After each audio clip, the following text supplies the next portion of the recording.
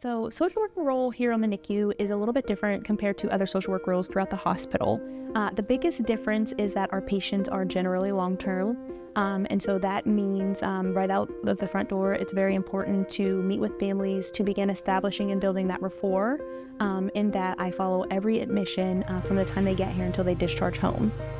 Obviously, as a social worker, I also participate in discharge planning. So that means for any of our patients who would go home and require DME, so oxygen, G-tubes, things of that nature, I have a hand in that coordination. Additionally, I follow families to provide emotional and psychosocial support and complete some biopsychosocials on every family that comes to the unit. The purpose of that is so that we have a good understanding of all of their needs so that we can best support them while we have their babies here with us on the NICU.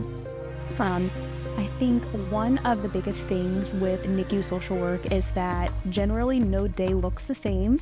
I deal with like a wide range of social needs. And all of us do on each floor, regardless of which unit you're covering. But specific to maternal child health is there's a lot of involvement with outside entities to include children and youth agencies, sometimes like Nurse Family Partnership, which is under the umbrella of UPMC. We communicate with a lot of other service providers, community members to make sure that we're giving the best comprehensive care of the patients.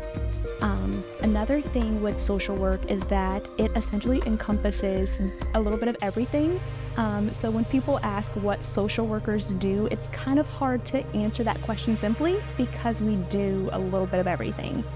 So we may be consulted because there are concerns for families with transportation, or we could be consulted because there's concerns for violence in a home. So the range is very, very broad. And one of the things that I think is most important to remember or to recognize is that while they are here receiving medical care, there's so much more outside of the hospital that directly impacts their overall health and well-being.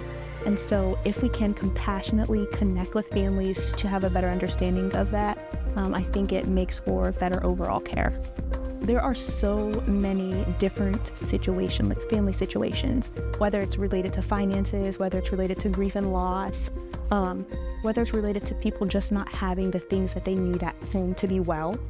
And there have been several instances where we have reached out to the foundation for support, and they have graciously donated, and the impact that they have on some of these families. Oh, I'm getting emotional. I don't even know if they understand the difference that some of those things make. So one time we had a mom who came in, she delivered a baby, and she was deaf. And so her biggest concern was discharging home and not being able to hear her child cry. And she couldn't afford to get a monitor, like a special monitor that would vibrate so that she could hear when her baby would cry. And so Jamie, she's one of our senior social workers, reached out to the foundation to explain that situation, and they purchased her an appropriate monitor so that she could hear her baby cry, so that she didn't have to be so concerned with something like that. In another situation, this is outside of patient care, we had an employee, one of our co-workers here on the NICU, who had a house fire that just happened relatively recently. And the way that the foundation rallied around her is amazing. And it really speaks to the fact that UPMC and the foundation truly have the best interests of our patients, their families, as well as our staff at heart.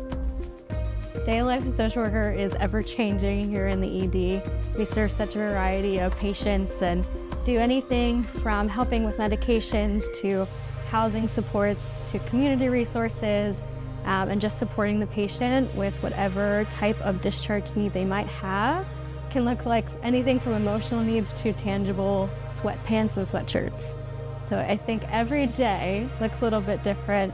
We get knocks on the doors, and we have our patient lists as well. So it's an ever-changing day. There has been so many ways I think the foundation supports us. Patients are able to get things like medications if they're really, really in need of those, if there's really no other type of support they can have with that. Our clothing closet really is one of the biggest ways I think that patients get to walk out with a tangible thing that gives them the dignity that they deserve too, getting something to cover themselves up. So the foundation has truly multiple ways that have impacted patients' lives on a daily, not hourly basis here in the ED. So one of the biggest needs and things that we address in the ER is connecting our patients with community support. So we're kind of the ones that bridge the gap, and oftentimes where a patient might be in need of something but they're not sure how to get to that support. So a lot of times we make calls to other outside agencies to connect them. One of the ways the foundation has helped us is sometimes the agencies don't have the resources that they need, and the foundation has been amazing sometimes when there's this specific thing we need and they don't quite have the resource at that agency, but the foundation has helped us with whatever that random thing is. They realize that it's a way that we can support our patients and they can support us in doing that, which has always been just a huge blessing to us and also to the patients as we help them with what it is that they need.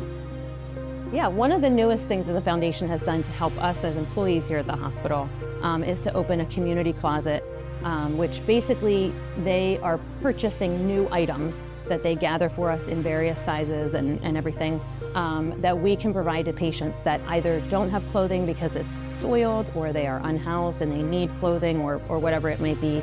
And so in the past, we've been able to kind of collect donations of t-shirts and these things, but the blessing of the community closet is that they purchase new items straight from online, and they're just generic items that are clean and new and have tags on them, and I think it just adds a layer of dignity to our patients that really are in need of clothing for whatever reason. Just to have something new and generic and clean is just a really, really big deal.